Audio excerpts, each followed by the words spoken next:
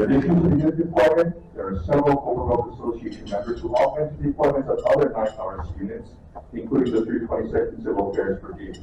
We ask that you recognize the veterans of Operation Iraqi Freedom and Operation Enduring Freedom.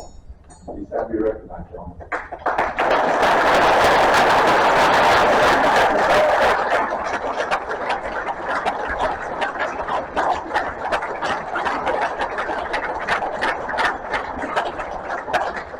At this time, I'd like to invite Colonel Colbert Blow to say a few words on this anniversary.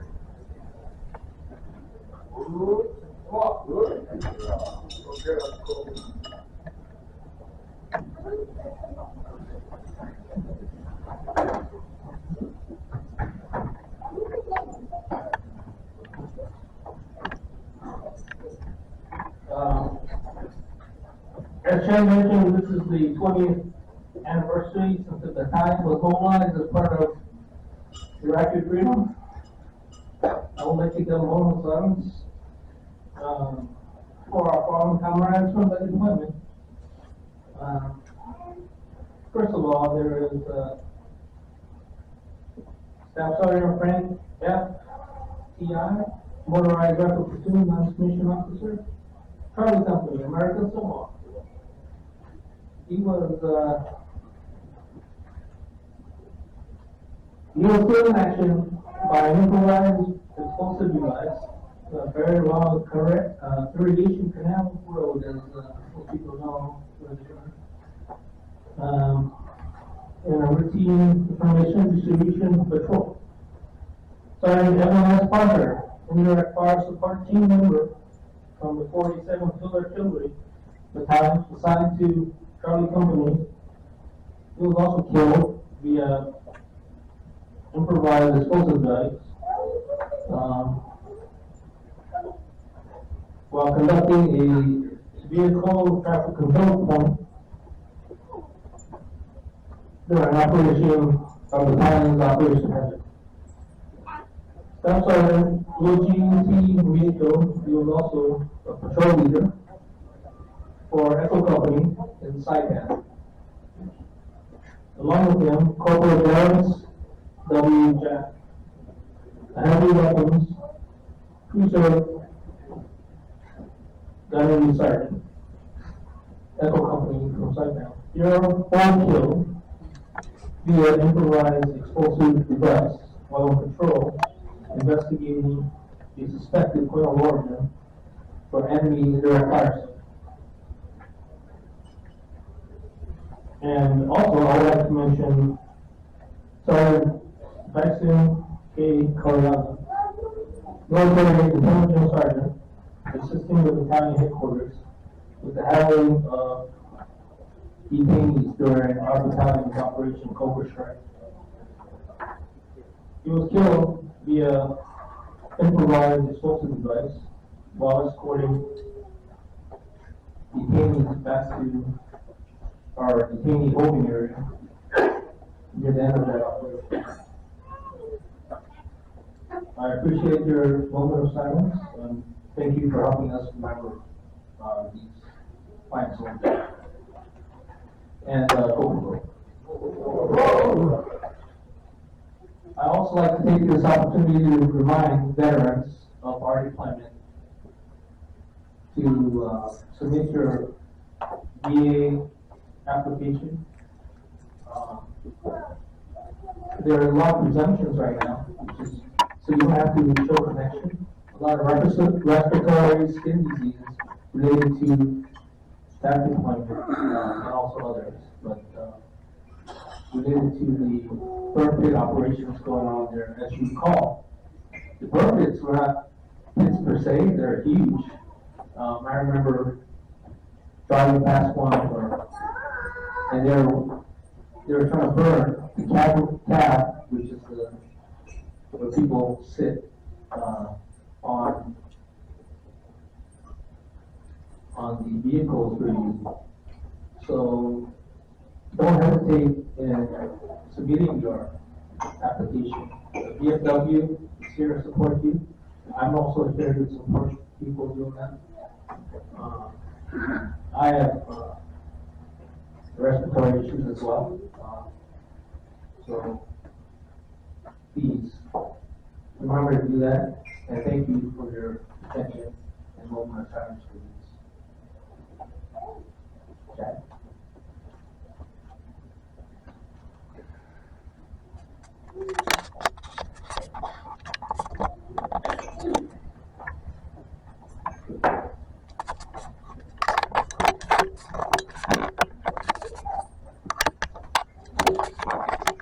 Thank you, Colonel Will.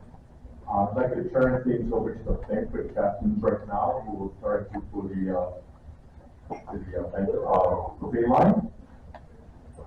While we're doing that, I'd like Mr. Shannon up here to start giving away some swag.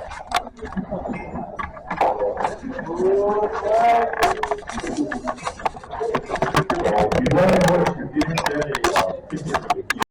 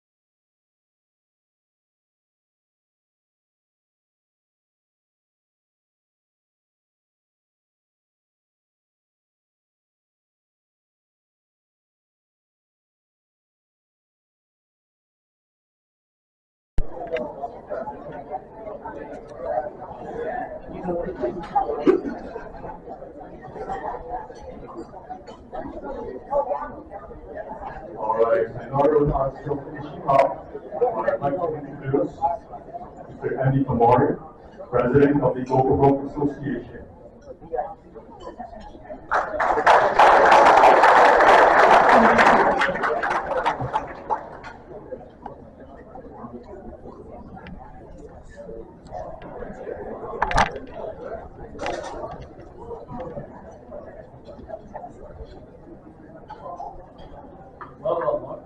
Welcome, guests, members of the family.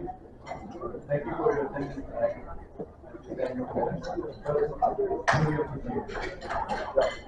So once again, I'm glad to support the association of finance. And we continue to be able to support activities such as this. Our golf tournament continues to be our favorite fundraiser. We continue to solicit contacts of establishments that could contribute to our program by donating prizes or participating. Please inform us if you have any questions. Such contact will be much appreciated and contribute to At this time, please allow me to introduce to you the board of directors. As I call your name, please stand and remain standing until all is installed. Audience, please hold your applause until it is all has been removed. Anna Allah, Alvin Al, Ruben Milan, Philip Buchanan, Arthur De Los Santos, Jimmy Kaihui, Robert Kepa, Brian Lau, Sean Lee, Joven Miranda, Calvin Nomiyama, J.B. Obusan, Joseph Trinidad, Mark Young. Representing the unit, Lieutenant Colonel Joel H. Finger and Command Sergeant Major John Piave.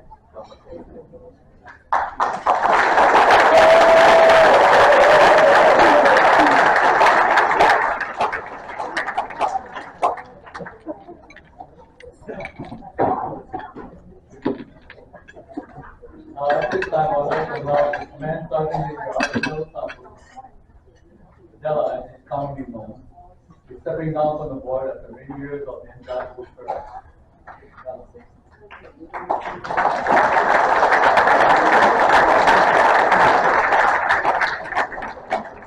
Della has always gone the extra mile in all that he does for the association.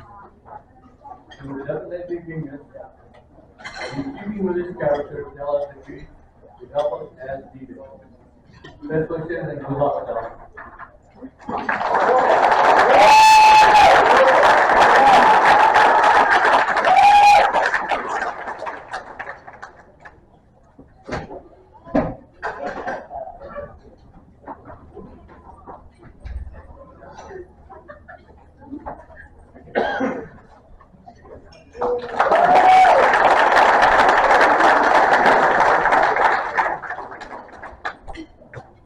What is honor? One definition is the privilege of being associated with or receiving favor from a respected person, group, or organization. In this regard, it has been my honor to have served in the Battalion 442nd Infantry United States Army Reserve. Unit, the existence of which continues the proud legacy of the Painful War. The USS Daniel K. Norway also aids in keeping alive the memory of the having the privilege of getting acquainted with the command of Daniel K. Norway, was pleasantly surprised and heartened that they fervently followed. In closing, allow me to present a portion of the speech by Eric Saul, the founding director of Coca-Cola King, an organization dedicated to preserving the memory of the Japanese American soldiers in World War II. His speech was given at the dedication to William Kendall Nakamura, U.S. Courthouse in Seattle, Washington. William Kendall Nakamura was the recipient of the Medal of Honor.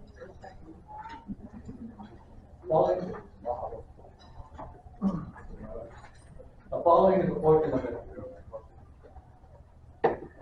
When you came home from the war, President Truman had a special White House ceremony for you. It was the only time that the President of the United States had a ceremony at the White House for units as small as battalions.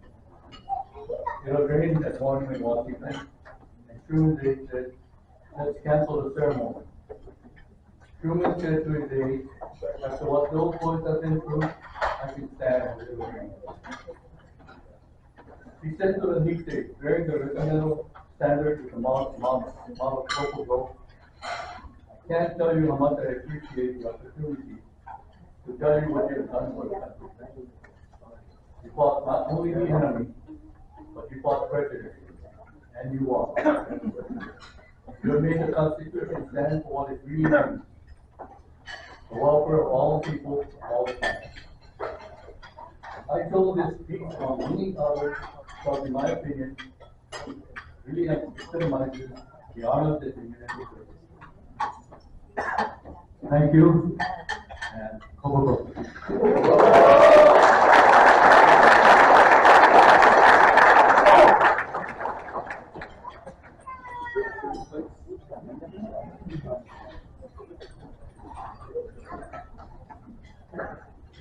We have an addition to our program.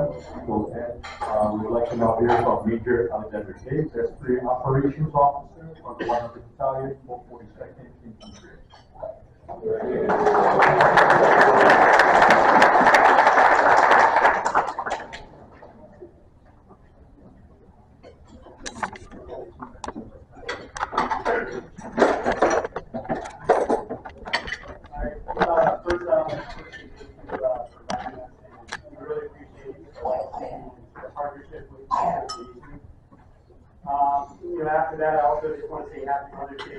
families are the bedrock of our culture and mothers are partly the whole family. I hope all the mothers have a blessed day tomorrow and our family. I need to apologize. The Central Lake River cannot be here today. We've got to reinforce the business. You have to support and resources for this time. The nice thing about the three command force, there's a lot of generals that come out, and you should definitely advocate for the future of the county. We appreciate the dedication to the legacy and continued partnership, and thank you for including active members into the association family. Tonight we have 4 of us here. We got Captain Edie, Nick Malta, Ken Velasco, and myself. So we do appreciate, and we'll continue to deepen our relationship. The 100th day on March. The news is full of headlines. The Army is getting leaner, lighter, and more agile. The Pacific keeps reign as we compete internationally in possible support of our alliances and allies. While threat nations and armies are in another arms race, land will continue to be the decisive point in the next battle. The ability to take and hold land will be the keystone to domination and let's go in the Pacific. The 100th time we'll be ready to fight and win when called upon. We're developing lethal leaders with realistic and relevant training. We're changing the needs and merging needs with additions and updates to our equipment. We're modernizing. We have a ton of support from our military leaders. We're in a decisive effort. We're honored to be part of the legacy and believe we stand on shoulders of giants. We pledge to hoist the torch high and pass it to more capable burning just as brightly as when it was passed to us. Go for broke.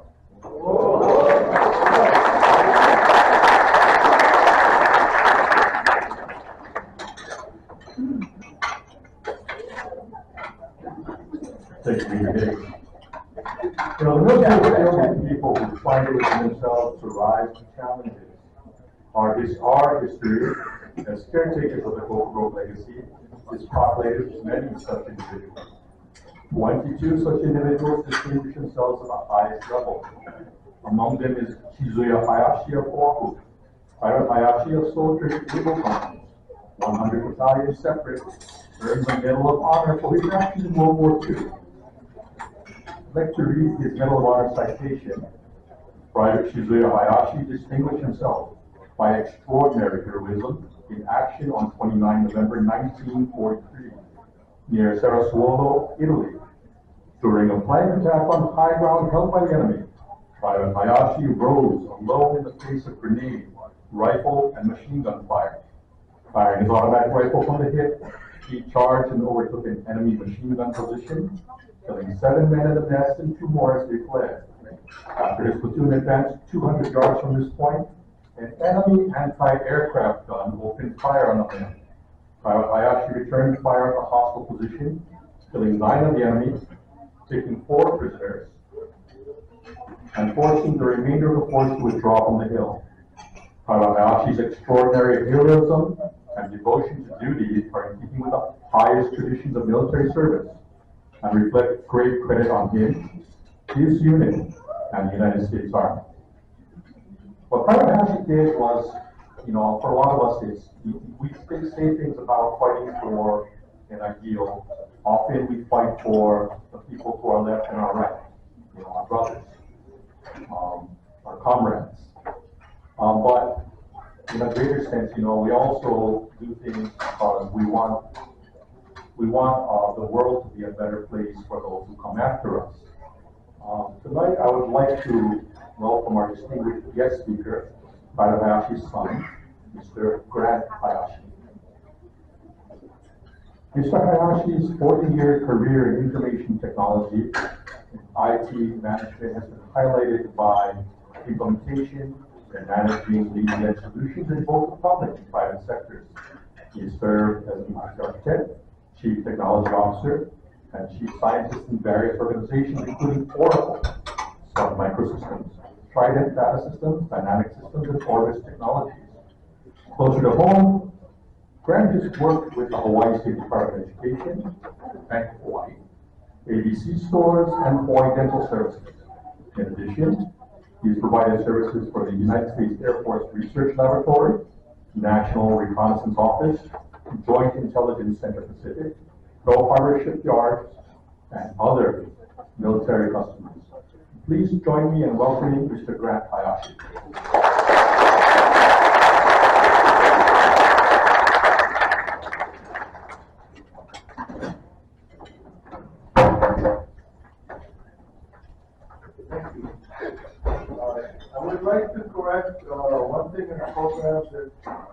says I'm an MIT grad. I'm not actually an MIT grad. I'm a proud University of Hawaii graduate.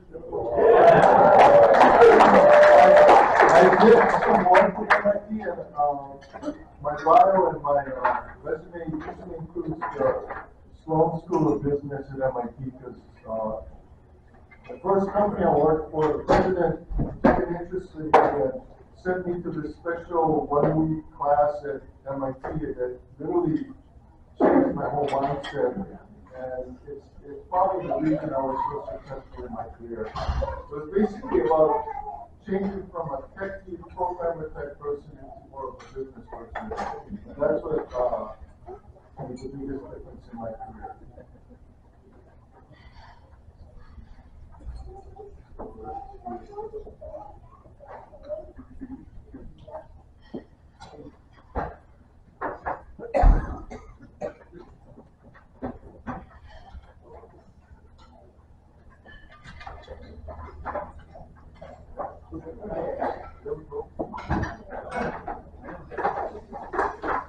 Okay.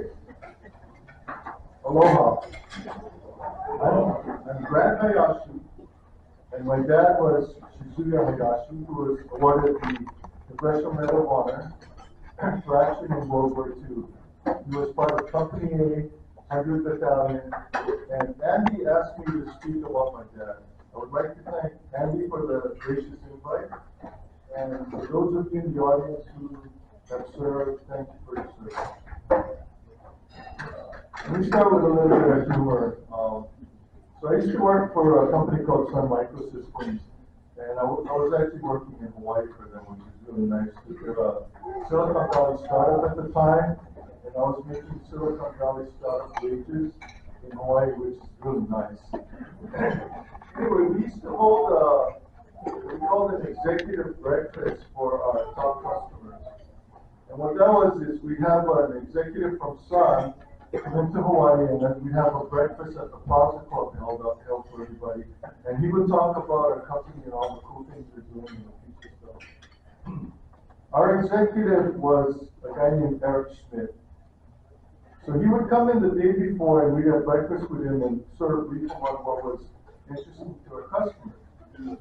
And on one of his trips, he was talking to us, and he said, "There's these guys in a basement at Stanford, and he thinks they're going to be rich. They're going to build a search engine that makes money off of ads." And I said, "That'll never work." He was talking about Google. Eric Schmidt later became the CEO and chairman of Google. So I guess I get some things wrong. I still remember that till today. It was I was seriously telling him that it would never work. Anyway, so much for Friday. I'm not a big public speaker, and I don't normally talk about the subject of my dad. It just happenstance that my cousin actually golfs with Andy in this club. And he came to, we have a yearly mochi event where we make mochi, and he came and he said, "Andy wants to know if you're willing to speak at the dinner." So between my cousin and Bob, who encouraged me, I decided, yeah, why not? Let's try that. Much has been written about the 100th Battalion, and I won't go over that. I'm not an expert in the history of the facts of the 100th Battalion, but I think most of us know some details that raise them to the level they're at. I'm here to talk about my dad, the man, the myth, the legend, Shizuya Hayashi. I consider myself to be fortunate having been the son of Shizuya Hayashi.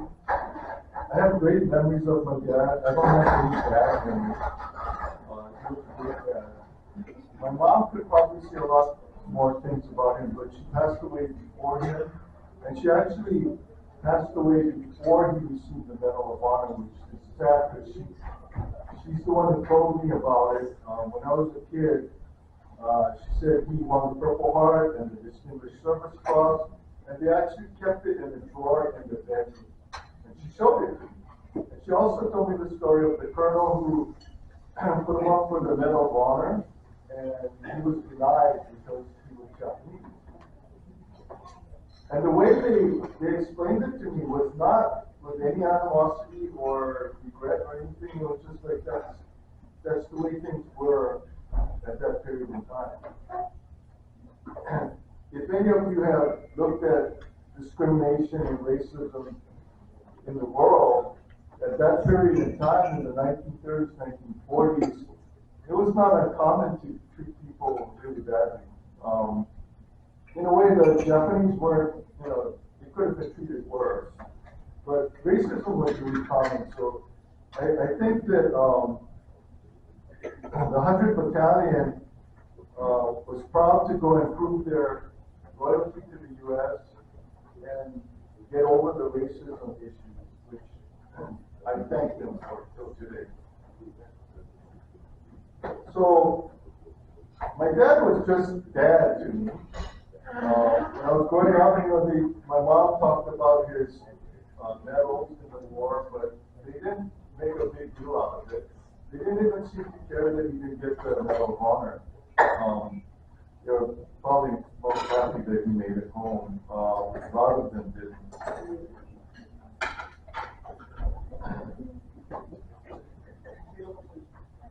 Dad was not Rambo. He was just a local, Pidgin-speaking, hard-working construction guy when the war broke out. He rode a motorcycle, he played guitar, he loved fishing, and he only had education up to high school. He was very intelligent and inquisitive. He was very kind, although he did have a temper if you really got him mad. I remember growing up, and this might have helped me in my career, but I cannot remember a time when there was not a copy of Popular Science or Popular Mechanics on the living room table. And I would always read it because it was, you're sitting there bored, nothing good at TV, so you pick up a magazine and read it. So that's the household I grew up in. And it's because of him, he liked Popular Science and Popular Mechanics, because he was really interested. His main profession was heavy machinery operator. So he operated the cranes, the pile drivers, excavators, backhoes. He was also a good auto mechanic, so he did all of our automobile services. He also did welding and woodworking. In fact, he loved fishing, so he built in the backyard, he built a 16-foot boat out of plywood from plans in Popular Science. And I gotta tell you, that's not easy. I remember him taking the plans out of the magazine and saying he's gonna build the boat. And I was, okay. So this boat actually involved complicated things, like he had to take the plywood and bend it without breaking it, so he had to steam the wood to make it pliable. He built a 16-foot boat, got it out to the side of the house, and they used to go out, we used to go camping at the beach. So they take it off the beach and go so far out I couldn't see them anymore. This is a 16-foot wooden boat built in the backyard. I mean, that is brave. Especially considering he gets seasick. Now, he did drown me, but I gotta tell you that I remember the first time they went up, they came back, and they were shoveling water out of the boat. They get water and got in. Okay, they were, 10 miles out, doing that all the way in. That loved his beer. He would drink at least a 6-pack every day. It was light beer. Like Heineken. I used to like Heineken, and I haven't tried it. He didn't really like Heineken. He drank beer like it was soda. I remember him filling his he had this Chevy pickup truck. He filled it to the brim. I mean, the boxes were this high in the truck bed, and it filled the whole truck bed. There must have been 100 boxes of Primo bottles that he was taking back for recycling. Yet, I don't ever remember him being drunk from drinking the beer, because I think if you drink a six-pack every day, it literally is water. It has especially the kind of beer he drank. He was a member of the Club 100. I don't know if everybody knows about the Club 100, but it was started by the 100 battalion members when they came back from the war. And he would take our family to functions. Club 100 would have functions like Christmas, Thanksgiving. They loved to have parties and get together. And everybody would call him Caesar.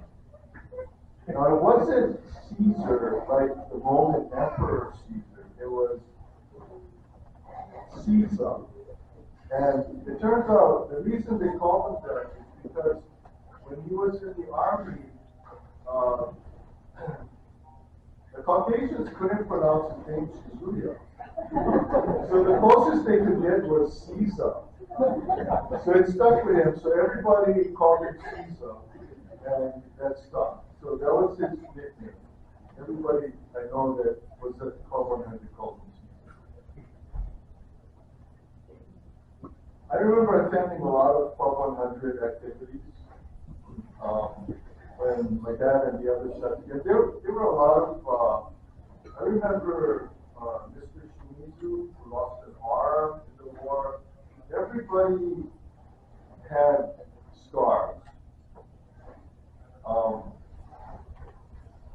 The funny thing is, having been told the story by my mom about, not getting the Medal of Honor because he was Japanese, at the Club 100 functions, nobody felt any remorse about that stuff. There was no concern about racism.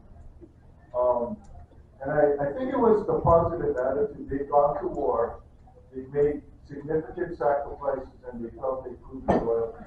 In fact, most of them were really energized to accomplish good. We have, not the 100, but in the 42nd, it was Senator Dan Inouye. There's a guy named Takahashi who started CPB, who was a veteran. They all came back and they seemed energized, like they wanted to, they made it through the war, so they were going to build something good. That was the general attitude at the Club 100, which is really commendable considering what they had to go through. My dad was awarded the Congressional Medal of Honor in June of 2000. And we live in such a wonderful country. First of all, this is a country that reverses the racism that happened 50 years before. Not only that, they flew my dad and his family, and that includes my two sisters and their families, my wife, my kids, to D.C. for the ceremony with President Clinton, and paid for everything, hotel, everything. And there were 21 recipients and their families. And each family was able to bring along a few extra guests. So this is not a small bill. This is what the United States of America does for their people. Lieutenant Colonel Barrett Turner was the one who submitted him for the Medal of Honor in World War II. He passed away in 1959, but his son Bert was there at the ceremony to represent him.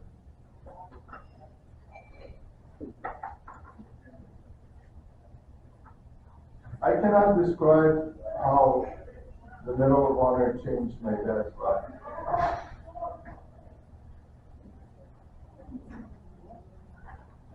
He was also honored when we came home. There was a local ceremony where all the Medal of Honor recipients were there.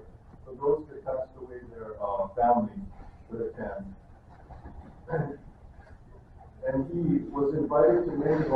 several military functions and functions on the mainland, and he tried to represent the 100 and the boys that died.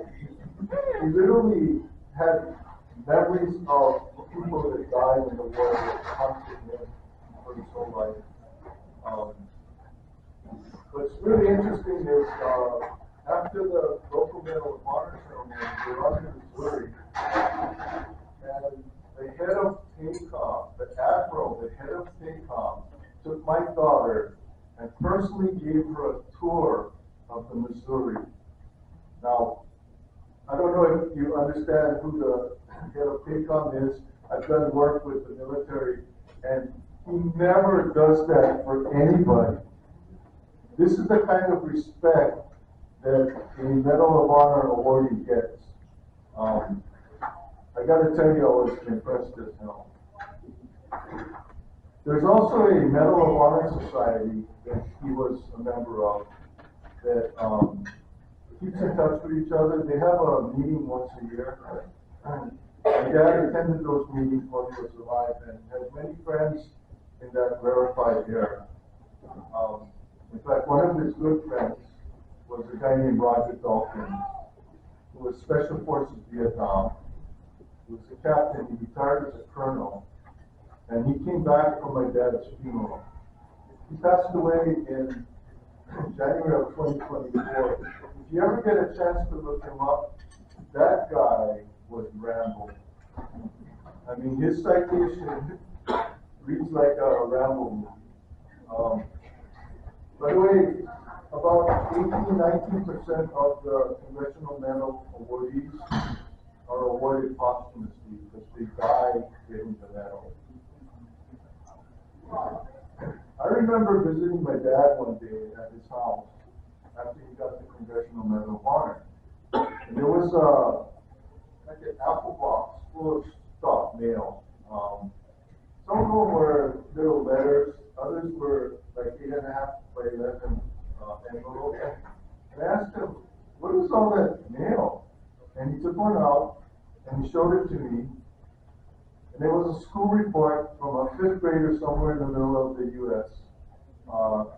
Telling my dad that he wrote a report about my dad, and he was really proud of my dad. The box was full of fan mail. And this was not a one-time occurrence. My dad said it's always full. He tries to be ill, but the mail just keeps coming. So, a little bit about the Congressional Medal of Honor. It was first authorized during the Civil War. It was awarded for valor, extreme bravery, and self-sacrifice in combat. It's presented by the President of the United States. In my dad's case, it was presented by President Clinton. And I got to tell you, I understand why Clinton got elected, because I'm sitting in the audience, and his speech was so good. I was like at the edge of my seat, and I was almost ready to cry. And then it hit me that he didn't write that speech. But he had a silver tongue. The way he said it, the intonation, the way when he stopped, it was so perfect. I got to tell you, I understand why Clinton got elected. There are 3 versions, one for the Army, one for the Navy, which includes the Marine Corps and Coast Guard and the Air Force. So there's 3 different versions of the medal. There are specific requirements, documentation of distinguished bravery and sacrifice. There are a limited number of recipients. It's only been awarded 3,530 times out of the millions that served since the Civil War. There's a Congressional Medal of Honor Society that supports the recipients once they get it. It's a lifelong service. As I said, my dad, once he got it, spent a lot of time attending functions just to represent the boys that didn't make it back. There are benefits for recipients. It includes a monthly pension, priority travel on military aircraft, and access to military facilities. There is a National Medal of Honor Museum in Arlington, Texas, and there is a Citizen Honors Award that the Congressional Medal of Honor Society gives out to non-military people that do special things. So, my dad was originally drafted in March of 1941. That's actually before the war. And he served in the 65th Engineers Unit operating heavy machinery. So he sort of was into heavy machinery before that on the plantation, but it was his calling. Anyway, he operated the heavy machinery for the 65th until June 1942, when he was told to join the 100th Battalion because the war had started. They were concerned that Japanese operating heavy machinery might do something bad, but they wanted them all together so they could, watch them and control them, I guess. Which is fine. I mean, it's understandable human nature. On September 19, 1943, they were sent to Naples. Before that, they were originally going to guard trains in Africa, but the colonel spoke up and said they want to fight. So they were sent to Naples, and my dad entered combat on September 29, 1943, in Salerno, Italy. Be careful with these dates because his heroism was on the 29th of November, 1943. So this is right after he started combat. March 26, 1944, they were deployed to Mansfield. And as I understand it, there were people that spent 62 days in the foxhole. And I'll come back to why this is important. But in between September and March is when he actually had the event that he was recommended for the Congressional Medal of Honor. So he kept going. His last battle was October 1944 in Brière, France. I don't know if everybody knows about that. That was the Lost Battalion, where they asked the 100 and the 442nd to go in and save these guys from Texas who had been surrounded. And I believe we lost more people saving them than there were people that were saved. Anyway, after Brière, that was the last combat he saw. He ended up in the hospital for trench feet. And was shipped back to the U.S.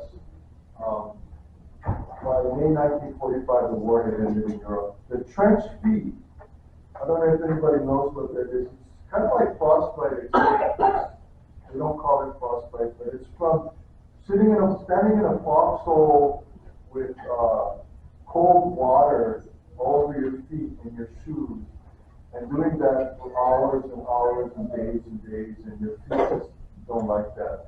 I remember growing up that he had a lot of foot problems. His feet would just swell, and that was because of the war. He was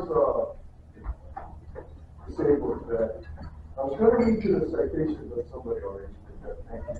The part I love about the citation is the end, where Private Hayashi's extraordinary heroism and devotion to duty are in keeping with the highest traditions of military service and reflect great credit on him, his unit, and the United States Army.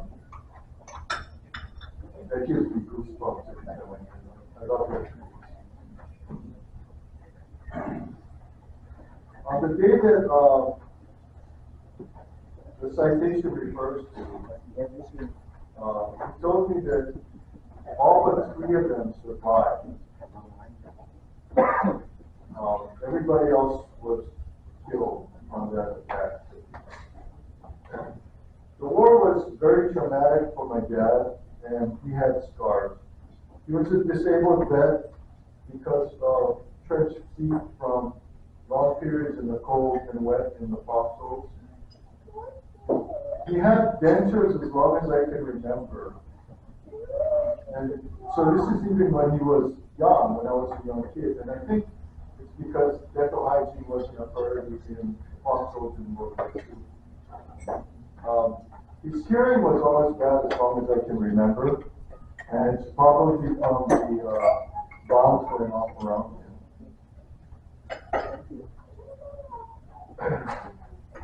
But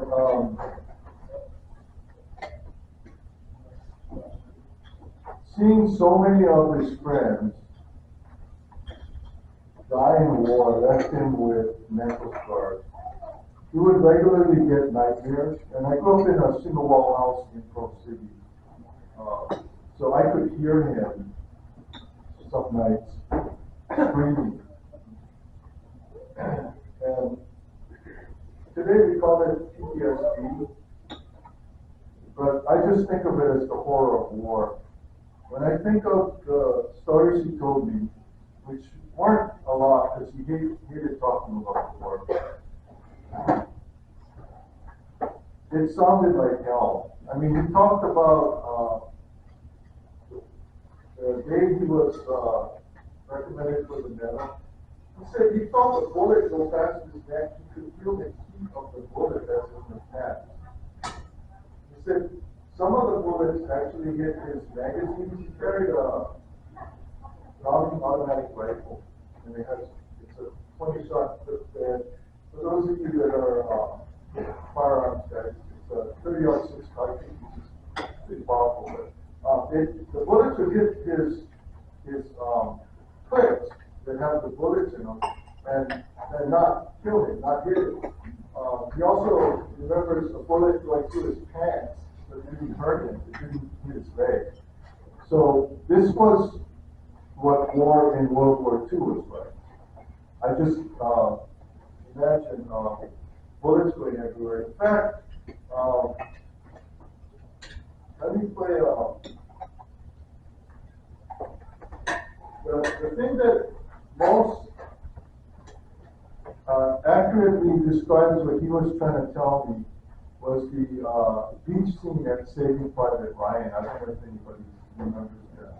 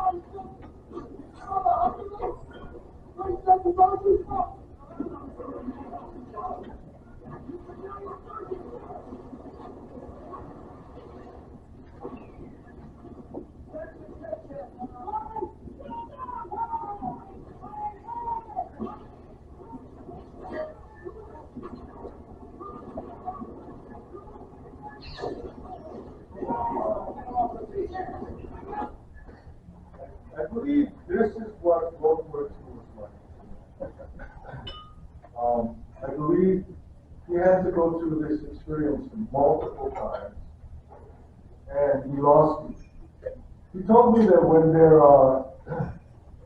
in a unit together, it's like their family. So when somebody dies, it's like your brother died. And as you can see, people die a lot. and it's almost random. Just random fire and then random people dying. So this is, when I watched Saving Private Ryan, it just struck me that that is what he was talking about. That was the experience in war in World War II. So he didn't talk a lot about the war, but here are a few stories that I remember. I want to share them with you.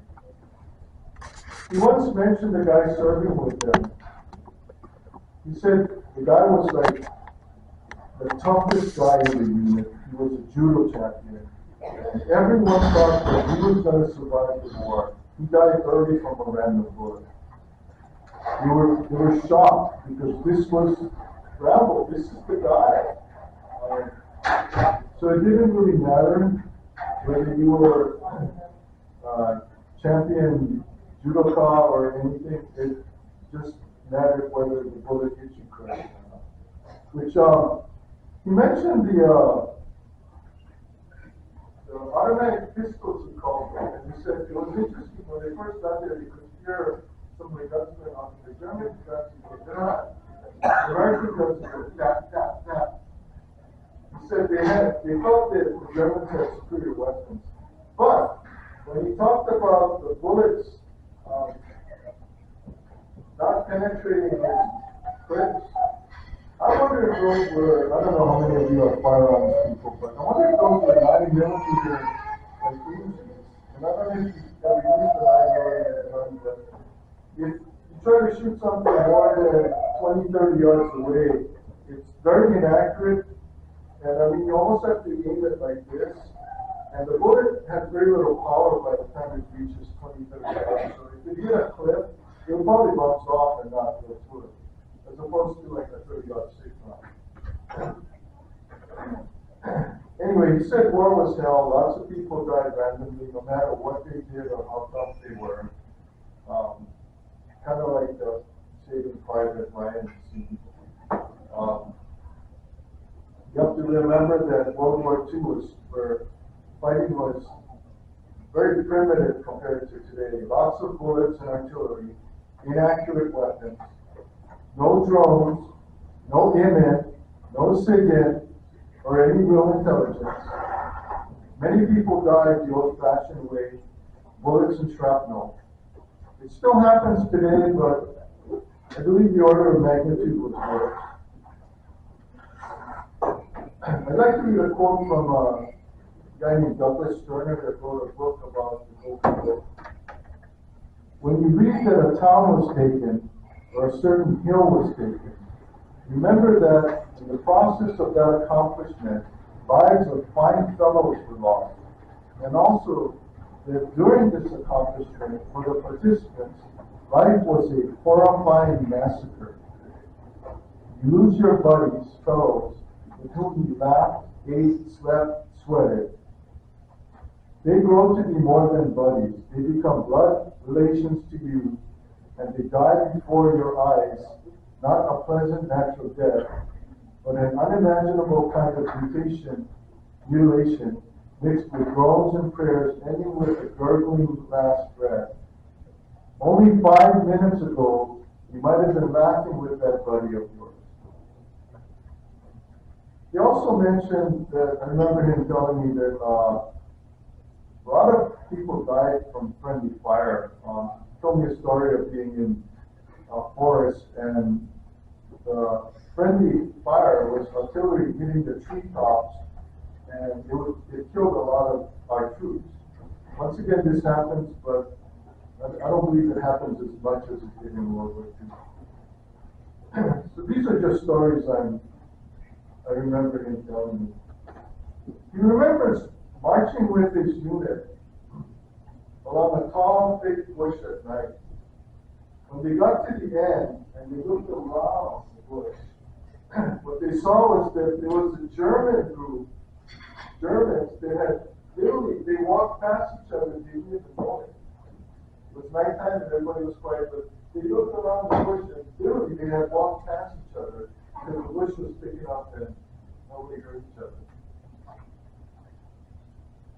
I don't know why he was lucky enough to be able to get a Browning DAR rifle, but He described it as heavy, and maybe he got it because he was one of the stronger ones. He told me once that he was able to do pull-ups with one arm, which if you've ever done pull-ups, doing two arms is hard enough.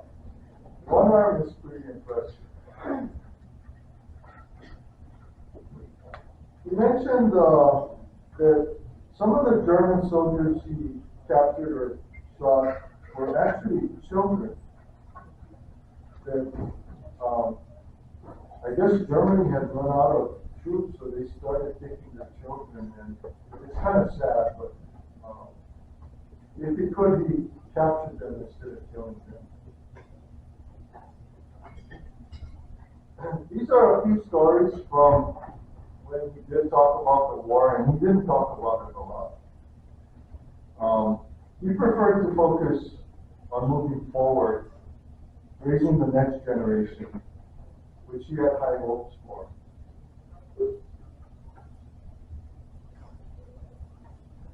This is my favorite picture of him. He's in my yard with my daughter, his granddaughter.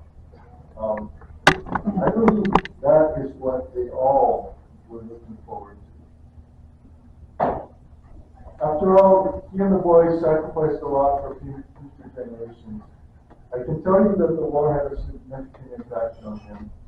He felt the war was costly and painful, and we should avoid it as much as possible. But if we have to, we need to go for broke. I can tell you that he died of cancer, and he actually died in Queens Hospital's oncology unit. But before he died, I think it was a couple of days before, he literally told me the boys came back to visit me. That was his bond with the guys that didn't make it back. I would like to close with a quote from Sakai Takahashi, who was part of the 100th Battalion. He's the one who came back and started CPB Bank. I met him, and he's a brilliant businessman. We are fighting two wars, one for American democracy and one against the prejudice towards us in America. That's a fact even in Hawaii. Thank you for listening. Thanks to Andy for the invite. And please keep the memory of what they did for us alive. It's the real life, good versus bad, Disney story that proves the fact that the virtuous path is best. May my dad and the boys of the 100 rest in peace. Thank you.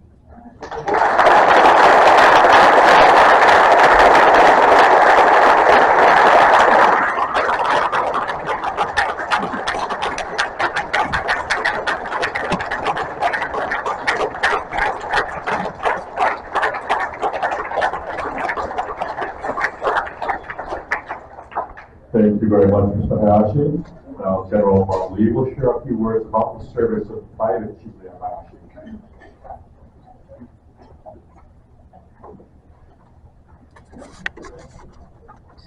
Grant, mahalo for the great insight about your dad. I asked to be inserted because there's another story about Shibuya Hayashi that has to be told. It was certainly an honor and a privilege to have known Shibuya Hayashi, just one young soldier, like the record local broke soldier, and always came out to our activities. And a key event, early 2004, before the soldiers of the 29th Brigade and the 100th Battalion was deployed for their first rotation into Iraq. And it was a bit troubling for those of us in the higher headquarters, because the Sergeant Major of the Army declared no more small unit individual patches. You guys want to wear the patch of the division that you would be assigned to. Okay? It would be a whole big happy family. And we started pushing back across the entire United States because the patch, the Liberty Torch patch that you see here, it's about the Go for Gold soldiers and now sailors as part of this family. So I got notified that the Chief of Staff of the United States Army, General Peter Schoolmaker, will come pay us a visit to the island. He wants to take a look at the brigade soldiers and the 100th Battalion soldiers, so he would personally know that they're ready for Iraq. I said, shoot, come on down, General. Go visit with the troops. So we're in Area X-ray. I think you guys know where that is.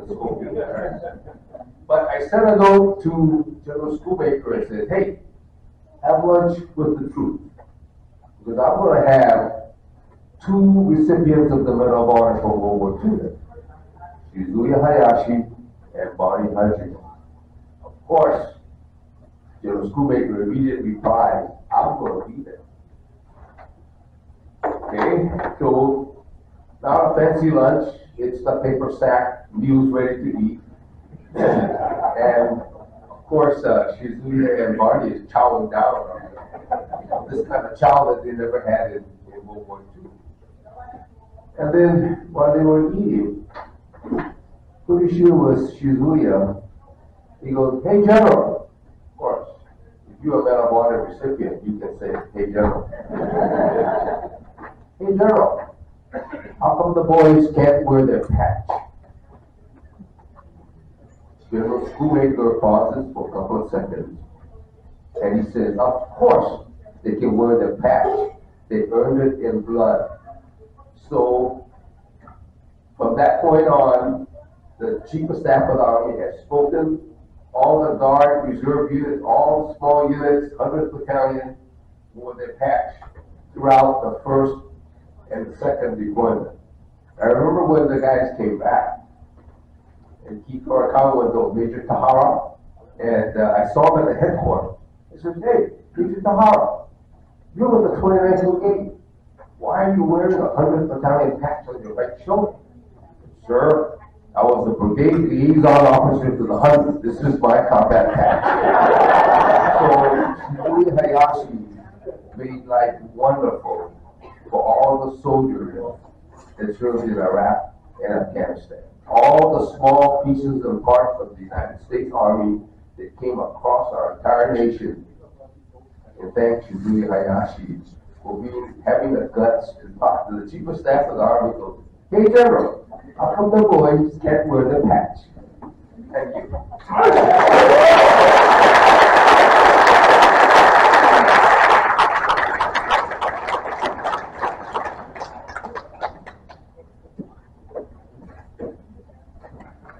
Thank you, General Lee. For those of you who don't know, my first job at 100th Battalion was driving then Lieutenant Colonel Lee. And I've never adequately expressed to you, sir, thank you for not being too upset when I got our Humvees stopped in the mud in Chitose, Hokkaido. Right now, I'd like to invite Mr. Tom Farrell to the stage. He's going to share with us a wonderful opportunity to follow in the footsteps of the 100th and the 442nd.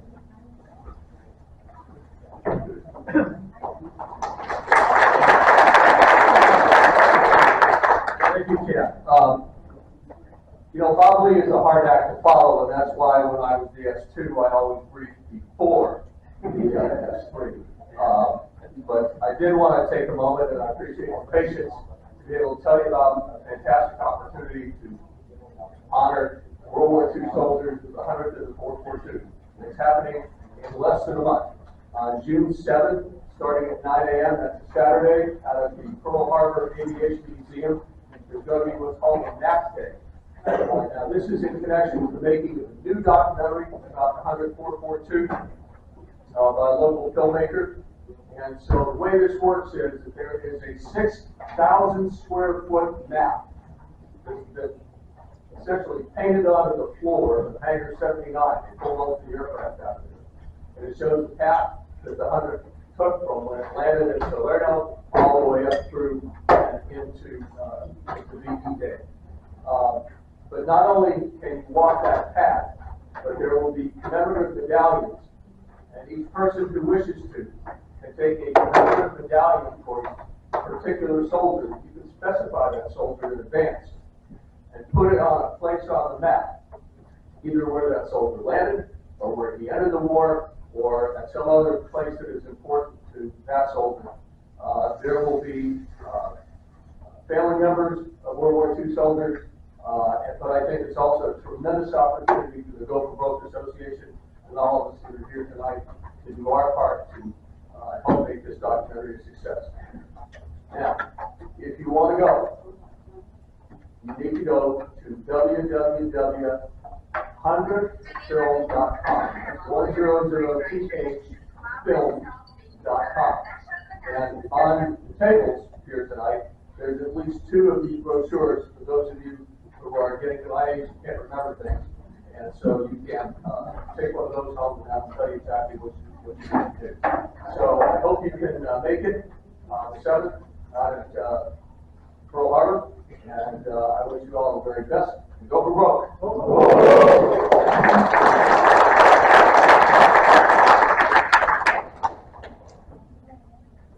Thank you very much for sharing that opportunity with us.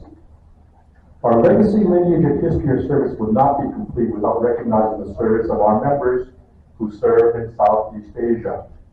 We recognize the 5 Go for Broke Association members who are among the 100 battalion members called up as individual replacements and active duty during the Vietnam War.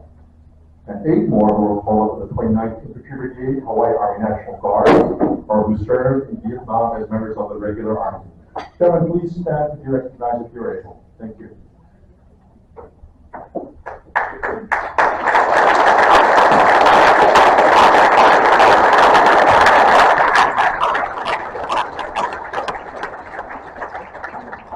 Before we wrap up, we still have several more door prizes to go through, as well as some wonderful centerpieces. So I'm going to call on Mr. Buchanan and his team again.